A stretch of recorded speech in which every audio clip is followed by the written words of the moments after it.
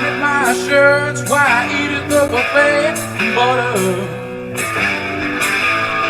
butter, you got your very own kind of nice. We all live inside a butter world. Oh, butter,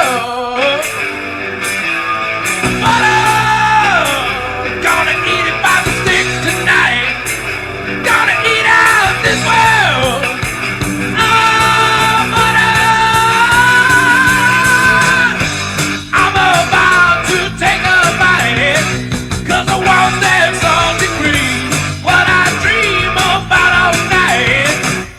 Butter dreaming, I'm about to take a bite, 'cause I want that salty cream, what I dream about all.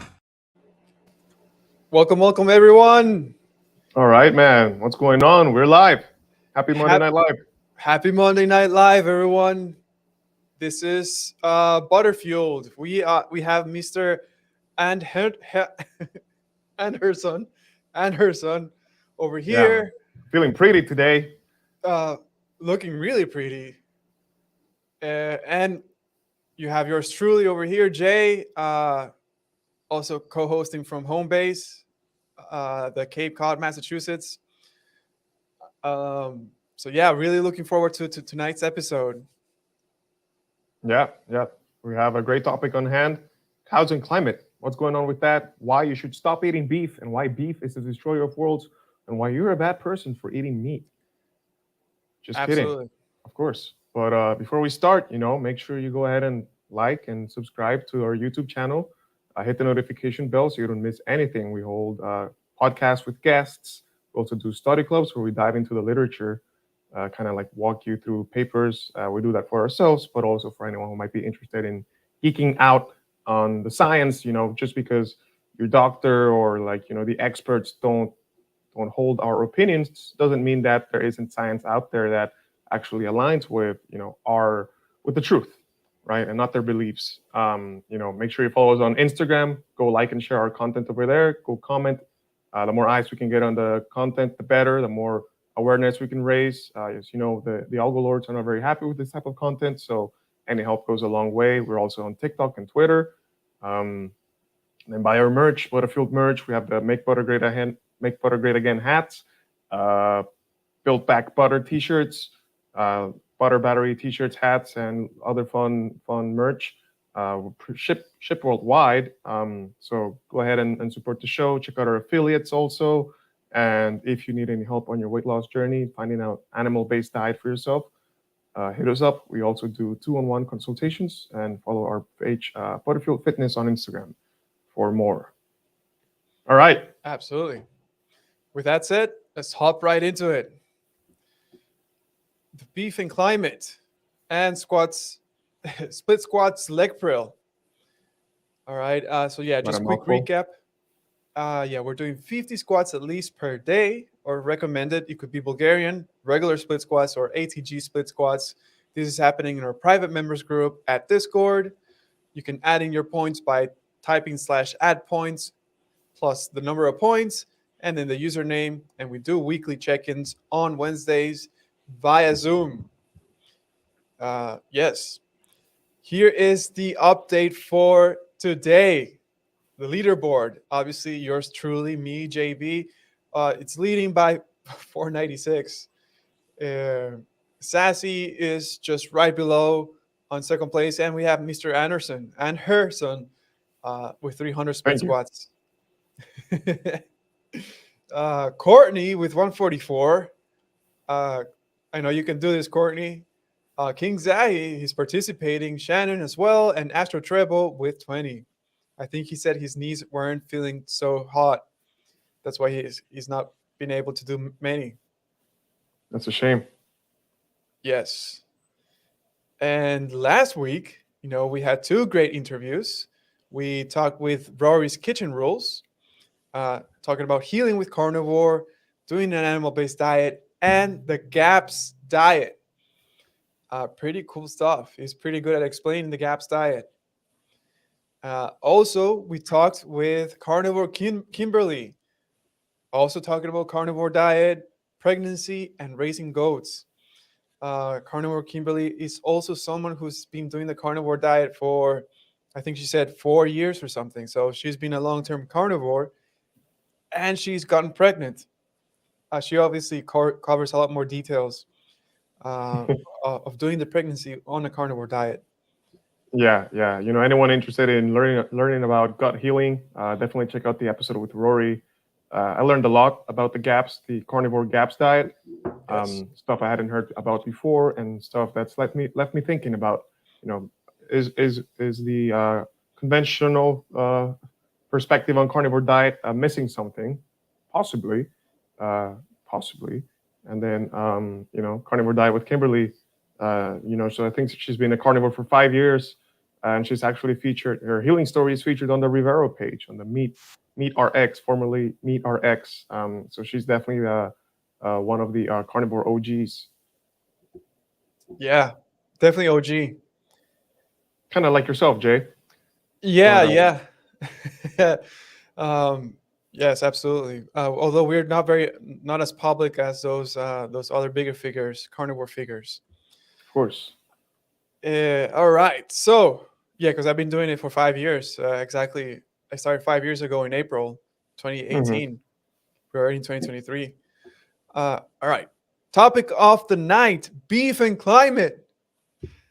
Um, So I really like this slide because there's no shortage of how cows are being presented to us on a daily basis every year throughout many years, right? If you just living your normal life, worrying about your job, worrying about putting food on the table, you come across a headline, you don't even think about it too much. You just look at it and you're like, okay, oh man, I didn't know cows were destroying the earth.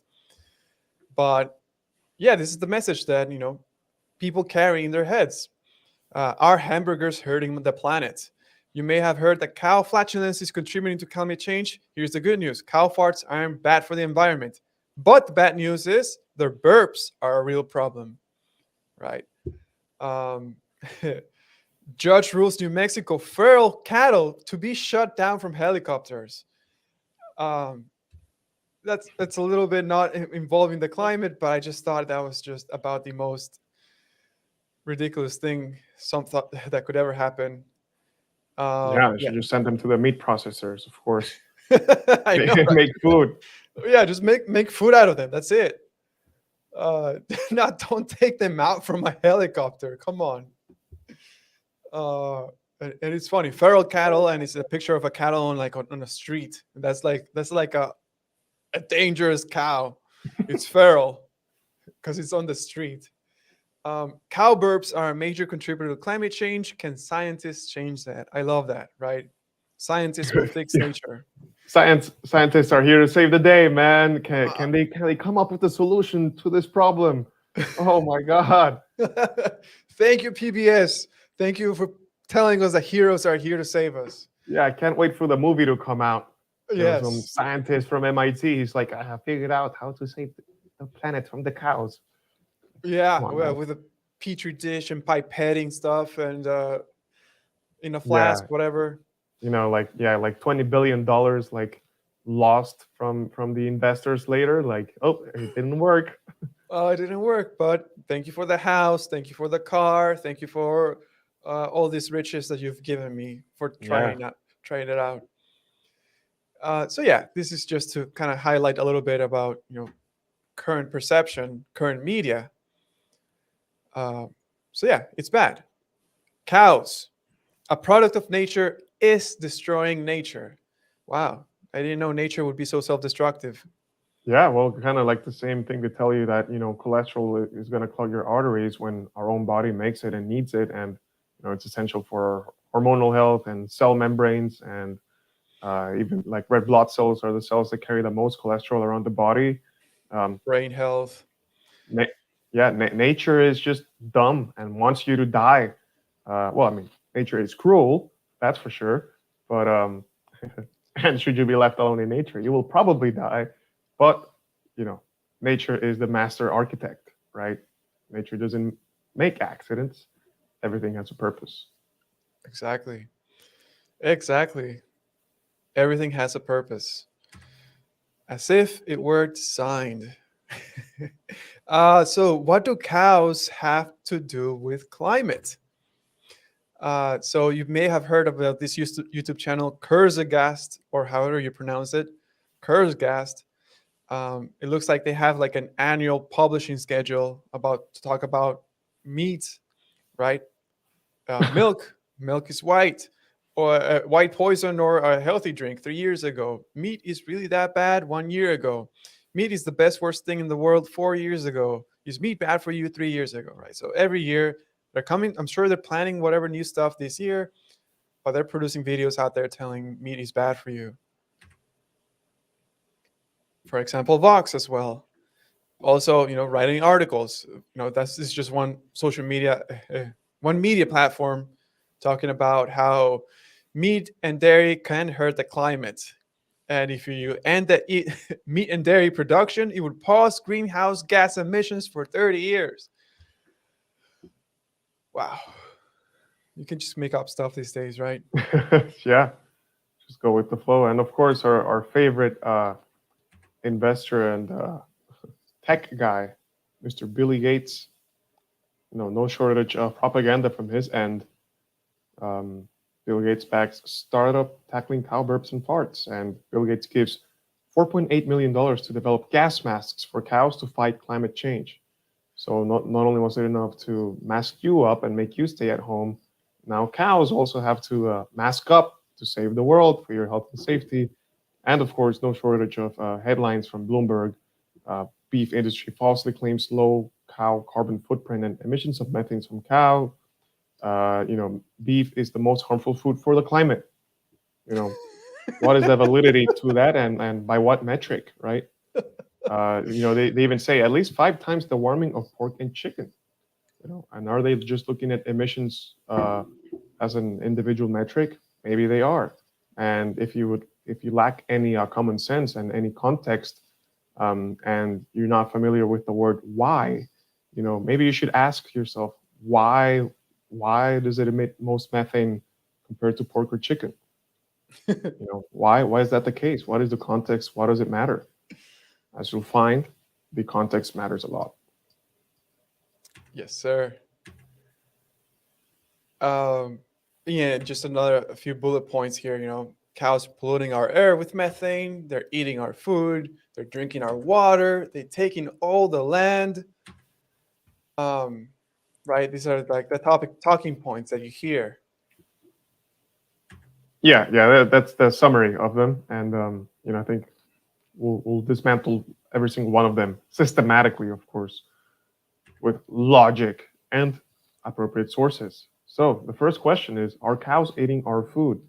You hear this all the time. If all the feed for the animals, if we could just do away with the animals and feed the feed to humans, then we'd be able to feed more humans. And well, here's a news flash for you: 86% of livestock feed, this includes all livestock, is not edible. Okay, so this statistics going to be even higher for ruminants. I think it's somewhere ballpark of like upwards of 90%, which means that ruminants, actually most of the ruminant feed is not edible by humans, right? You can't feed humans corn stalks. There's companies will try to feed you corn stalks, but they want to. They want you to eat corn stalks, guys. But listen, it's not that simple. Most of the feed, again, it's not edible by humans. There's nothing for us to get from there. And if you want to reduce the amount of edible human feed used in livestock industry, then you would naturally have to support more ruminant meat rather than pork or poultry. So that doesn't make a lot of sense. And really, it misses a lot of context. People who claim this, because animal agriculture is essential to the food ecosystem, right? Lots of byproducts from crop agriculture are fed to the animals. Should it not be fed to the animals, then all of this is going to be waste. Where would that go, right? These are decomposing plant matter. That's going to lead to emissions as well. Might as well upcycle those nutrients, right? 43.2 billion kilograms of inedible feed go to animal agriculture. 43.2 billion kilograms of inedible feed. So if the animals weren't there to eat that feed, all that inedible feed would just decompose and create emissions somewhere else. Might as well get delicious meat and dairy and eggs by feeding it to animals, right? That seems like a net benefit. I don't think anyone would disagree with that. Yeah. That's a good point, right? It's the food is gonna rot or decompose anyways, right? Turn it into a ribeye. Exactly. And then there's some sources. I don't know if you want to open them or should we take a look? Yeah, we can absolutely take a look. Just want to open all three of those. Yes. So, PNAS. That's a funny name for a journal. PNAS. PNAS, yeah, it's the Proceedings for National American Science or something like that, Arts and Science. Yeah, so we'll go to the first one. We'll just, we won't dive deep into it. I think there's a lot to cover in this episode, so we're just gonna skim through these. But Motet maybe. This is a very important paper. You'll find that many talking points reference this paper, and it's by the FAO actually. Livestock on our plates or eating at our table. A new analysis of the feed-food debate. So if you could just scroll to the abstract. I'm not going to read all of it, but I do want to read the part where it says that results estimate that livestock consume 6 billion tons of feed annually, including 1/3 of global cereal production, of which 86% is made of materials that are currently not eaten by humans. In addition, soybean cakes, which production can be considered as a main driver of land use, represent 4% of the global livestock feed intake. Producing 1 kilogram of boneless meat requires an average of 2.8 kilograms human edible feed in ruminant systems and 3.2 kilograms in monogastric systems. Okay, yeah, I think I'll stop there. But main takeaways again. This is where the data point: 86% of matter is not consumed by humans. This is where that comes from, and they mentioned that soybean cakes, which is a leftover product from soybeans that are pressed for soybean oil, so a byproduct of soybean oil production, which is almost exclusively meant for human consumption, deep frying, and to put in your heart-healthy vegetable seed oils. The soybean cakes are then fed to poultry and pork mostly, not cattle, not cows.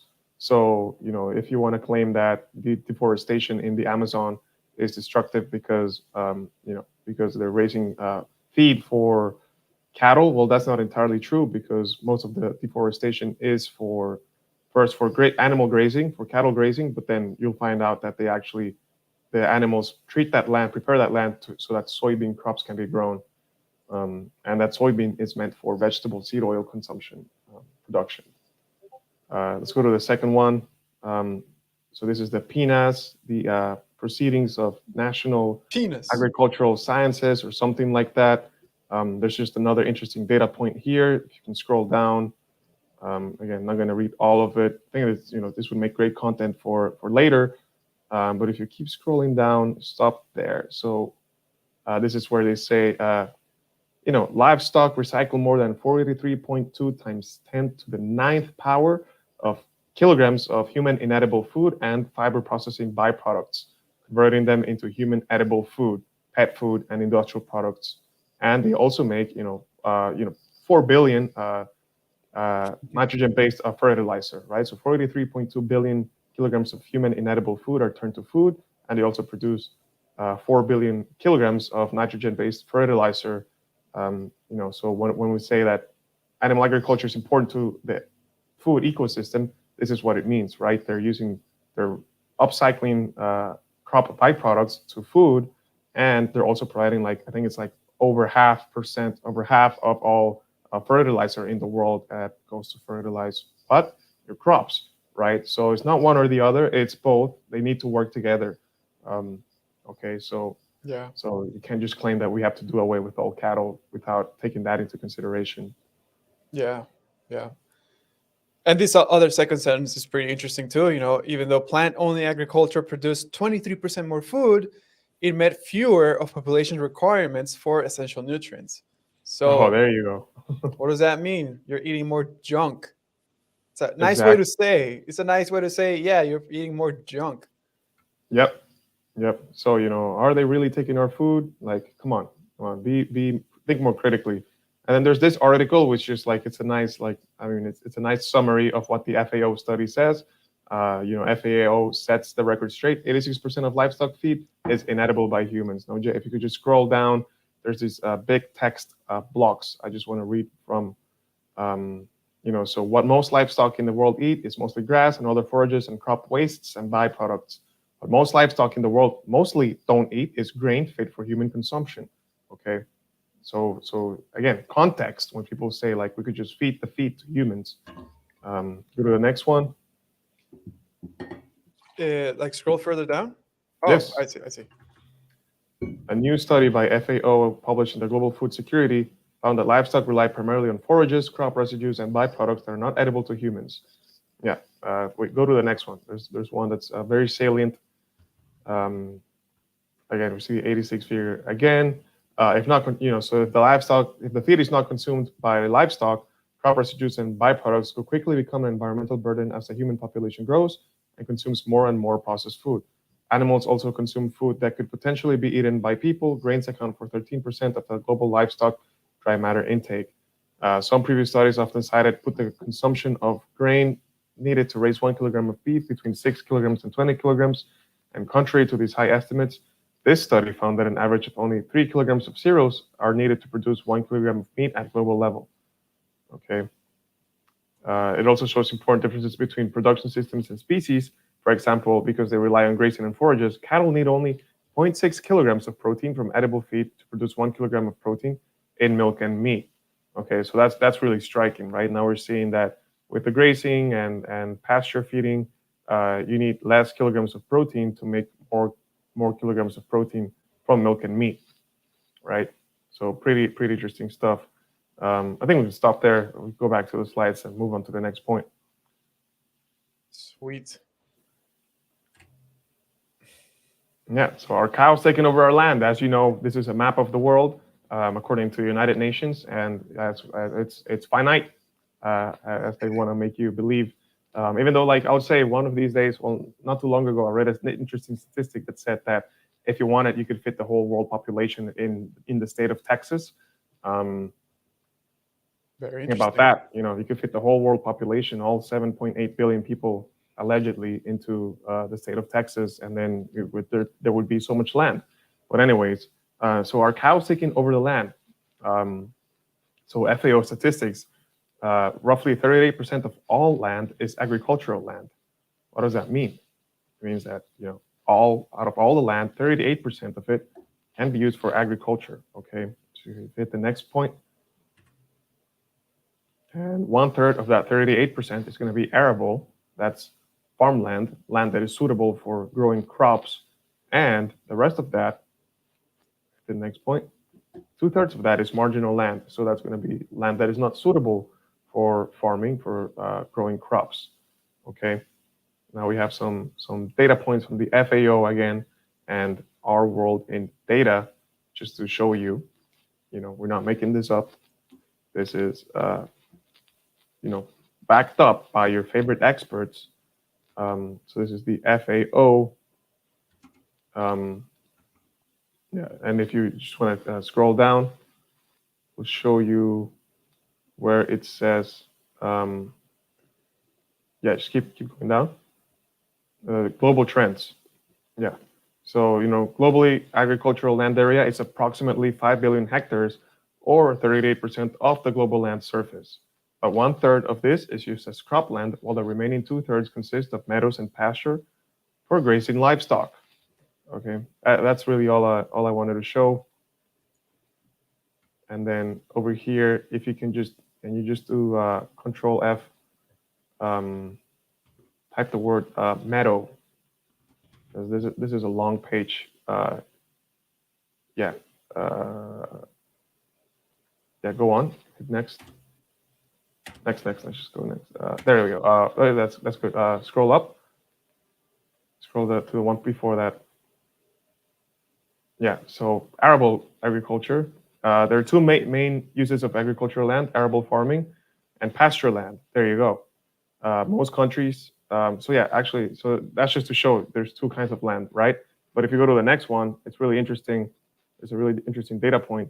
For most countries, the majority of agricultural land is used for livestock rearing in the form of pasture land. And the second paragraph, they say, as a contrast to arable farming, land use for livestock in Europe and South Asia in particular is typically less than 20%. However, most continental regions have countries where pasture land reaches close to half of the total land. In some countries, this can reach up to 70%. 70% of the land is pasture land in some of these countries. Central Asia, Mongolia, Kazakhstan, Turkmenistan, and livestock farming can take place across a range of diverse climatic and environmental regions. So there's that to consider. Some countries have up to 70% of their land exclusively as pasture land. Should they not be maximizing that land? Perhaps creating a surplus of food that they can export. Yeah. Anyways, let's go back to the slides, and then we'll just show the comparison. Arable land, that's what we mean when we say arable land. Obviously, this would be found in nature, right? I mean, just like huge fields cleared of any forest, right? Just for growing crops of monocrops, right? Soybean, corn, wheat, rice, totally natural, right? This is not destructive to the environment at all. Wink, wink, right? And then non-arable land, so that's example, pasture land, land, again, soil that's not really suitable for farming crops. There's going to be lots of grasses. And then on the right hand, we have, rocky hills and mountains and like steep pasture land, right? That's not really, you can't really be growing corn or food or potatoes in that area, but you can definitely have sheep or goats just jumping up and down.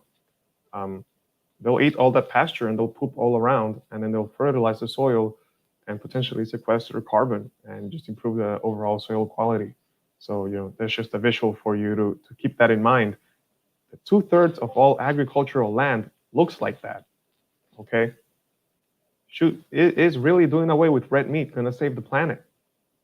Is that the best use of our limited resources? Yeah, move on. Onto the topic of water. Are cows drinking our water? 94% of the water consumed by cows is green water. Green water is rain. The amount is unchanged and it's independent of animal presence on the land. Most of the water is fed as feed, so it's not directly being fed to the cow, and it ends up being urine anyways. Meaning, yeah, that water that they're consuming is staying there, and then it's just part of the cycle. It's part of the cycle. Yeah, it runs through the animal, kind of like the water that you and I drink, man. I mean, that water does not stay in us at all. But we have an interesting tweet thread from Frédéric Lichoy. I believe that's how you pronounce his name. I believe he must be French or something, maybe Belgian, I don't know. But he's a food scientist. So we found this interesting thread. Jay, if you want to break it down. Yeah, let's see. So as for cows and global warming, the link between meat and water is usually misrepresented. The thread below tries to demonstrate how commonly cited numbers of 15,000 liters of water per kilogram of beef is a very misleading one. You save more water by not eating 1 pound of beef than you would by not taking a shower for 6 months. Wow, that is incredible. That's a very bold statement, and that's the kind of rhetoric that you will hear from the people pushing this narrative that, cows are destroying the environment, but of course they don't really understand what they're saying. Yeah. The water footprint of animal production is said to represent 29% of total agricultural production and is needed for feed production, grazing, and direct use. Here we go. This is where his data table that he's using.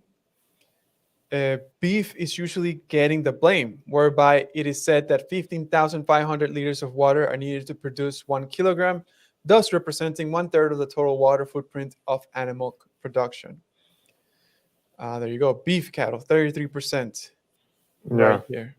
So just the one to make you believe that beef is the worst of all of them, right? That's why they say that. Yeah. However, what this approach overlooks is that most of the water is green water, originating from precipitation, which would fall anyways. So yeah, rain and snow, or else, and resubjected to evapotranspiration. Um, should we highlight anything here from this slide? Uh, Oh, I think we just keep on keeping on. yeah. Green water represents no less than 87% of the water used by livestock, and in the case of grazing beef, this number even equals 94%.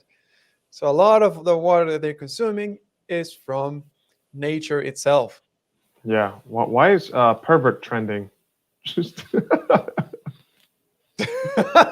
Plant-based. Come on. plant-based perverts. What is Plant-based Twitter pervert. trying to tell us? I think Twitter's being pretty clear about what's going on with plant-based. Yeah.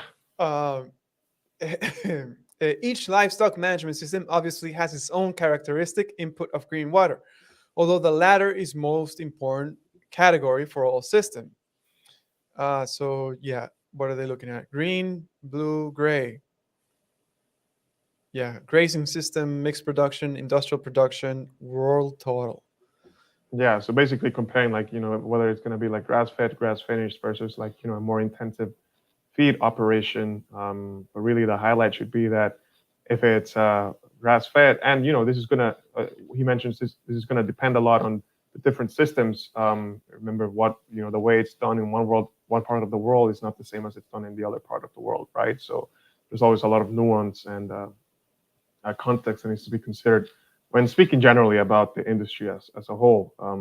It's not really uh, honest to just put it all in a box, right? Because everything's going to be so different. Anyhow. Yeah. As a result of heterogeneity in production systems, water footprints can be different when Mm. comparing different countries, Italy compared to the world average. Yeah, Yeah. Italy, 87% green water, the world, 94%. And then you have your other animals, 80%, 82%, 82%, 82% for chicken and pork, Yeah. Of green water. Yeah. green water. Yeah. Grass sustained by green water only corresponds with 38% of the total water footprint of animal production. So, Interesting. yes. Yeah. Then you have maize. So like corn Yeah. will be 17% of the total water footprint of animal production. And as you can see, a lot of that will also be green water. And this is the water, all of this is being grouped in to make these wild claims that, 1 kilogram of beef requires like 15,000 liters of water. Well, they're taking into consideration the rainwater that went into the crops. Think about that. I mean, they're attributing that to the animal rainwater, water that would have fallen there independently of the presence of the crop or the presence of the animal. Yeah. Yes, totally unfair. When accounting for green water, LCA estimates for beef raised on predominantly pasture-based systems are 221 liters per kilogram LW, 5 to 500 liters per kilogram beef which compares to cereal.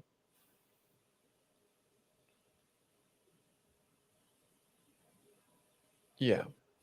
Similarly, numbers were found in another study, 18 to 540 liters per kilogram, whereby corrections for green water and feed source were introduced.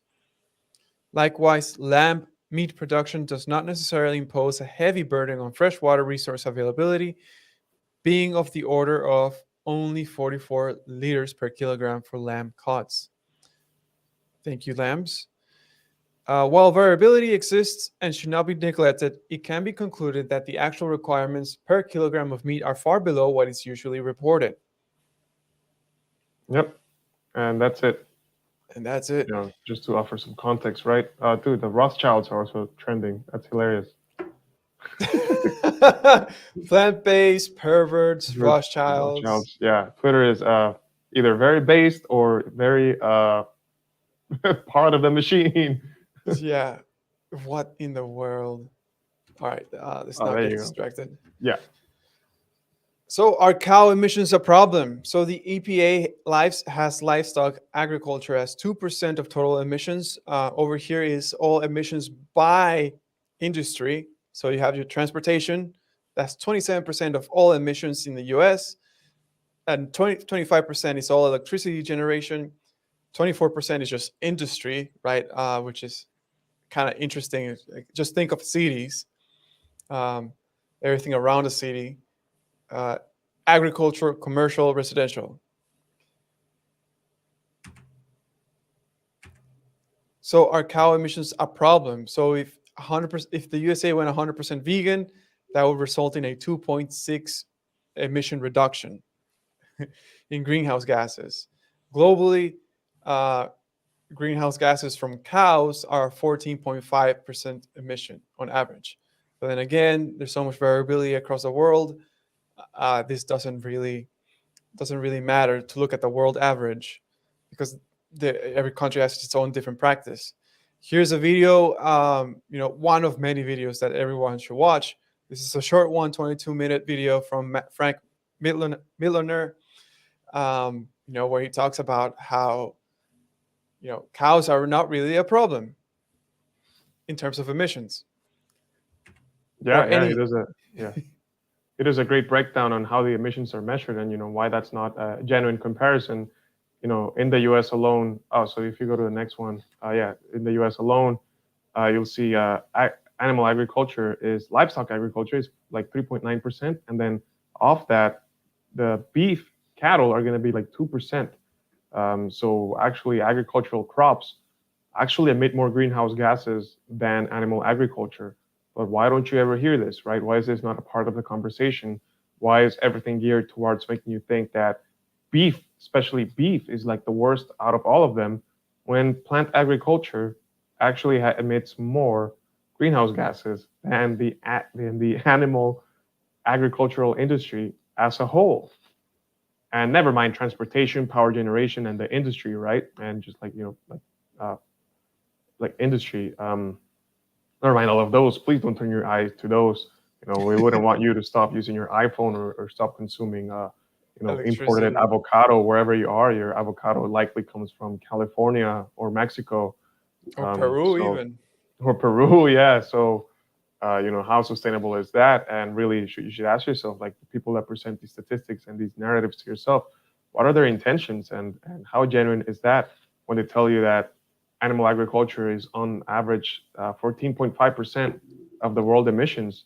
What are they really doing? Well, they're taking the average emissions per country and making an average out of that. So if like in a developed nation, animal agriculture, a place where they don't have much power generation, they don't have much transportation, they don't have much industry, you might see a statistic that says that, animal agriculture is like 80% of greenhouse gas emissions in that country.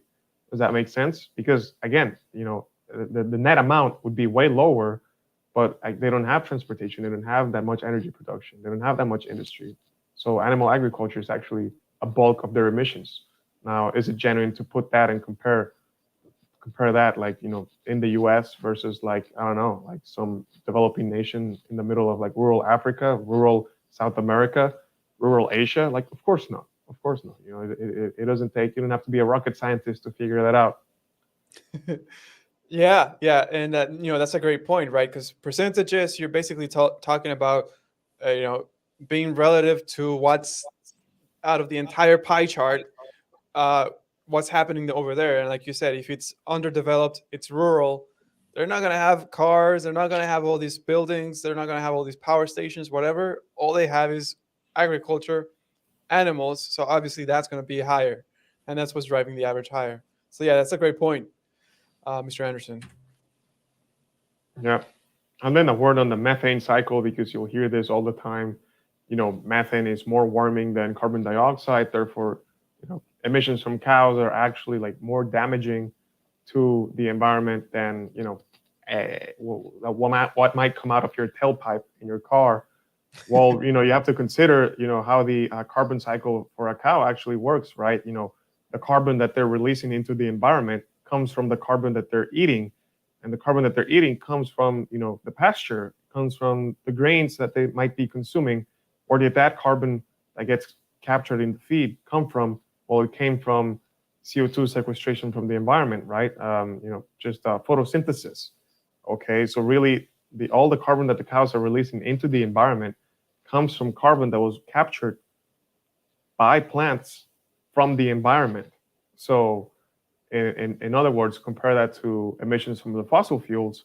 Really, what you're doing there is you're extracting fuels from deep underground, and then you're going to put them in your, internal combustion engine in your car, and every time you hit the gas pedal, you're releasing that into the environment, right? So if you look at the net amounts, if you look at if you imagine like a carbon balance, right?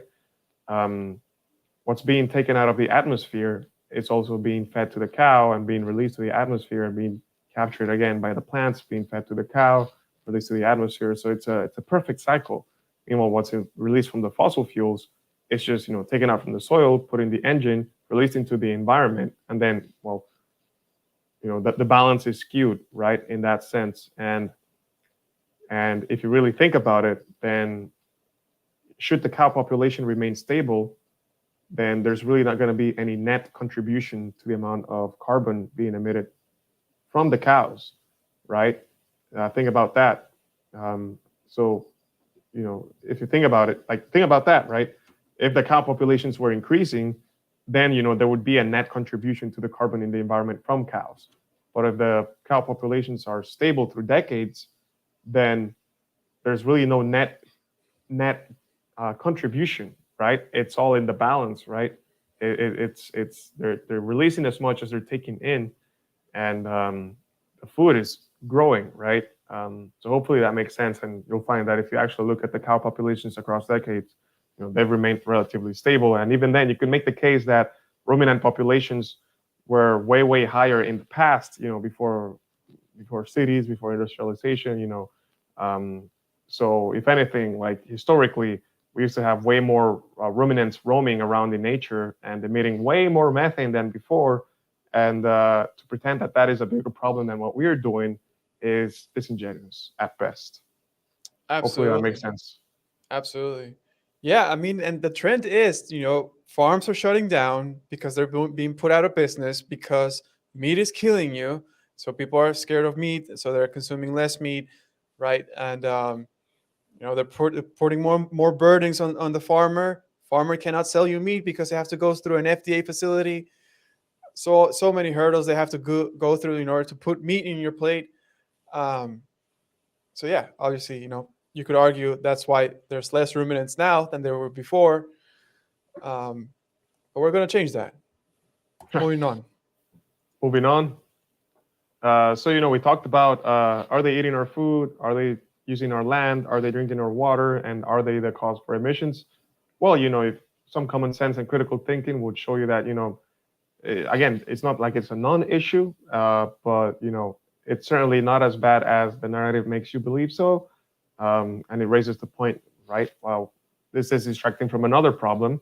Of course it is, and that's the fact that the world already makes food for 10 billion people. Last time I checked, we were at 7.8. So all of that food gets wasted. All the food that is not left there is wasted.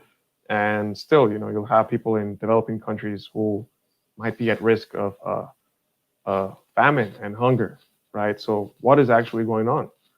So if you hit the next slide, you have a nice infographic. Again, source FAO. Not making anything up here. But global food losses and waste per year is around a third of the world's food is squandered. Okay, 1.3 billion tons of wasted food, and they estimate that it's a cost of $1 trillion of food wasted every single year. Out of which most of it is going to be fruits and vegetables. Most of it is going to be plant foods.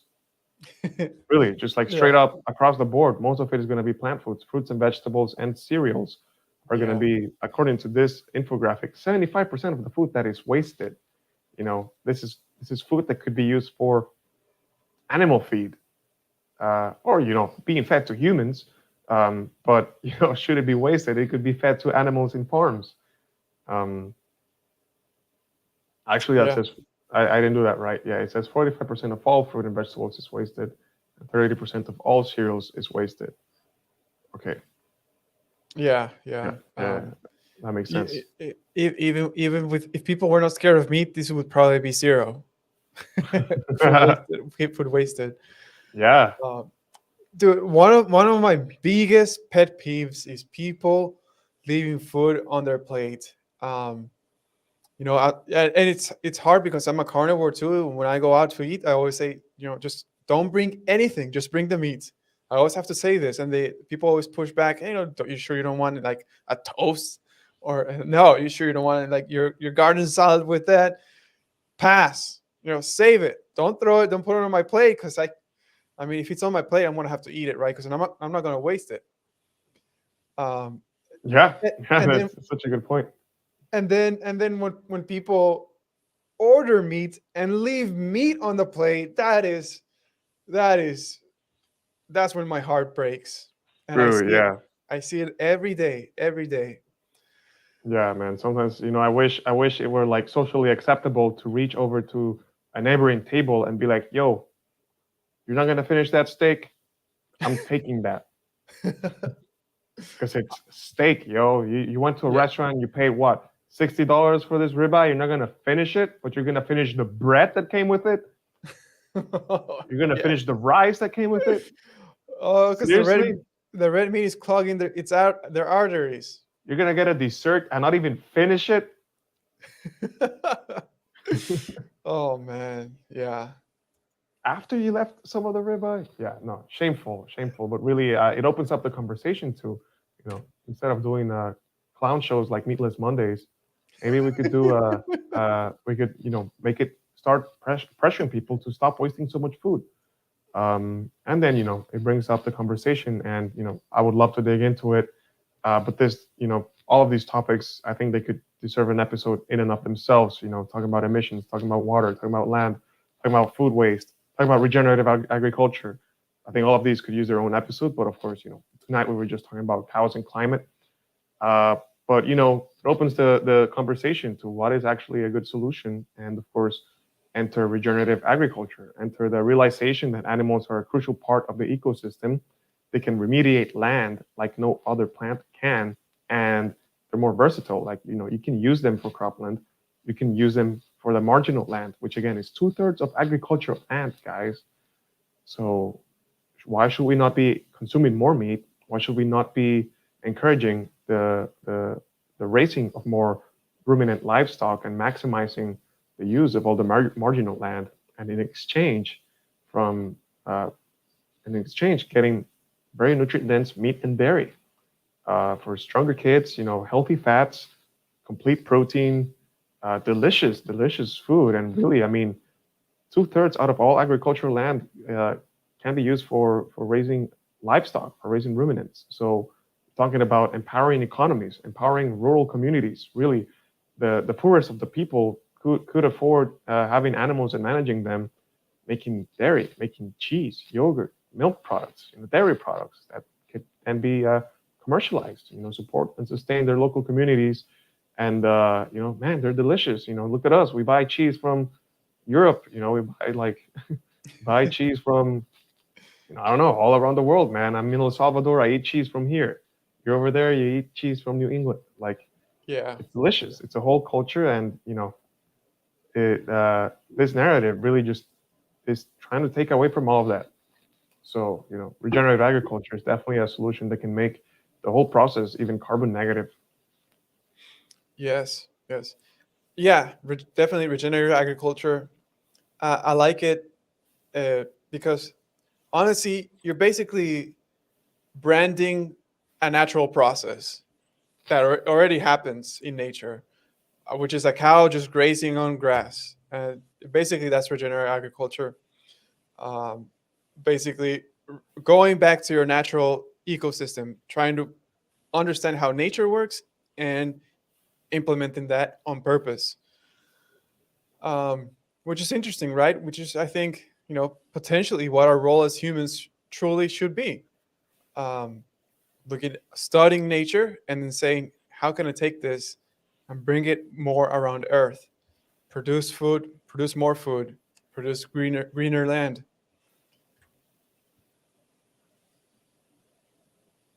Concluding And remarks.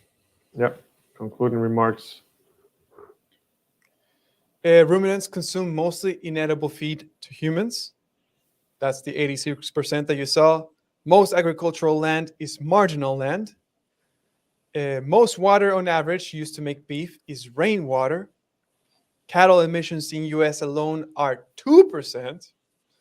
There are ways in which the environmental impact of livestock can be decreased through better practices, and food waste is often an issue that goes unmentioned.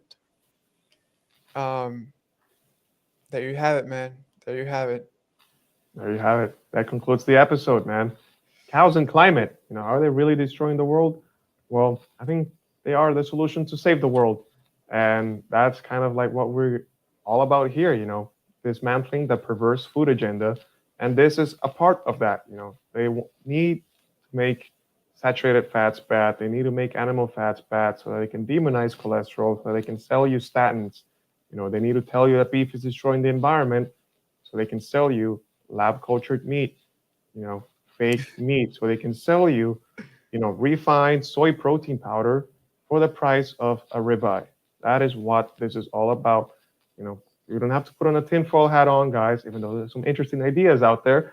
But this is simply a matter of weaponizing the media to leverage profits. It's really that simple, But as you'll find, plant-based meat is not doing very well right now in the industry, so that's why they're going to move on to buck-based meat and move on to lab-cultured meat. And it's all just a Ponzi scheme, really. It's going to raise money from investors. People are going to retail investors, and the vegans who are retail investors are going to pour their money into these industries, and everyone's just going to end up losing all their money. Banks are going to go bust. Really, it's just a story of financial scams. And in the meantime, you might have some pressure from government agencies making it harder and more expensive for you to eat meat. And governments advocating for fake meat being used in schools. So really, that's why this is important. That's why it's important for you to educate yourself and push back against the nonsense, right? Because at the end of the day, it might not affect me or Jay directly. I mean, it pisses us off. But man, we're gonna be eating meat till the day we die. Like, I'm 100% sure about that. But it's the kids, man, and the elderly, and the people who get brainwashed into becoming vegans. They're gonna suffer. They're gonna have their health deteriorate. They're gonna have stunted growth. Their bones aren't gonna form properly. They're gonna be hungry, irritable, and more prone to be violent. We've shared this study multiple times. Vegans are more likely to engage in self-harming behaviors, and really the tragedy here is that humans have to suffer when they don't. The humans are suffering when they don't have to suffer, and we need to do our part. We have a lot of work to do. Yeah, and it's truly, that is the real catastrophe. That's the real disaster here. Humans are suffering, like my brother said. Humans are suffering unnecessarily, right? Can you like you hear these stories about people that are growing under a vegan parenthood, and they just don't develop. Frail bones, short stature, attention problems, brain development problems. It's like, okay, maybe you get to 20 years, and then you can't get that height back. You can't get that development back. You can probably introduce back meat and probably feel better, but those are development. I'm getting tongue tied. I can't speak today. Very important years in your development where you're just not getting back, and these are actual real human lives that shouldn't have suffered, but are because of lies being Because of- perpetuated yeah. by people who think they're doing the right thing, but they're not. So, I think it's a good place to end. Yeah, we're at the top of the hour. Yeah, good place to wrap it up. Parting words, Mr. Anderson. Yeah, as always, make sure you like and subscribe, hit the notification bell, leave us a comment down below. What did you think of this episode? Have you heard these things before? What else would you like to hear on the next instance, on the next issue of Monday Night Live? We are passionate about this subject, and we're actually talking to someone tomorrow who completely, well, I don't know what the right word would be to use, but completely healed or reversed the symptoms from MS, multiple sclerosis. Last week we talked to Rory, former vegan, former plant-based, health issues, healed his gut. He's going through the journey with carnivore, introducing animal foods, and then carnivore Kimberly, carnivore pregnancy. We've spoken to many people. We spoke to No Carbs Nation, effectively healed diabetes, GERD, digestive issues. So really, really, food is medicine. There's something powerful here.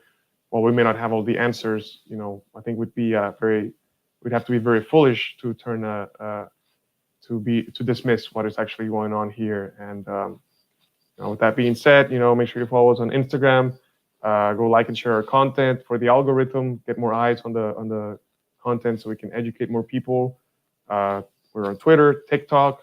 Go join our free Discord group. Weekly Zoom meetings on Wednesdays, 8 p.m. Eastern. You can just come hang out, ask us questions, whatever. And then check out our merch, butterfuel.com. We have hats, t-shirts, just fun stuff so you can start a conversation, get some eyes on you when you're out in public, or maybe just use it as a PJ. And then, of course, we do 2-on-1 consultations if you need help in your weight loss journey, muscle building path. We blend animal-based nutrition, bodybuilding, and resistance training concepts together so we can help you keep that fat sustainably off for the long term, not just no crash dieting and no guru fake nonsense. Just real results, real hard work. Absolutely. And with that said, I know my brother mentioned that we're interviewing people tomorrow, and we had some interviews last week about using the carnivore in health. Obviously, if you know someone or if you want to share your story with us, this is what we have right now that drives the needle. Stories, real people, real experiences using this diet, just fixing a lot of issues just with food. To us, it's pretty obvious now, but to a lot of people, it's mind breaking. So yeah, hit us up. We want to talk to more people so we can spread the word out. Yeah, we want to share your story for sure. Yes. And with that said, wishing everyone a happy, healthy, and more nutrient-dense era. See you all next time. Peace. Gonna eat it by the sticks tonight. Gonna eat out this way.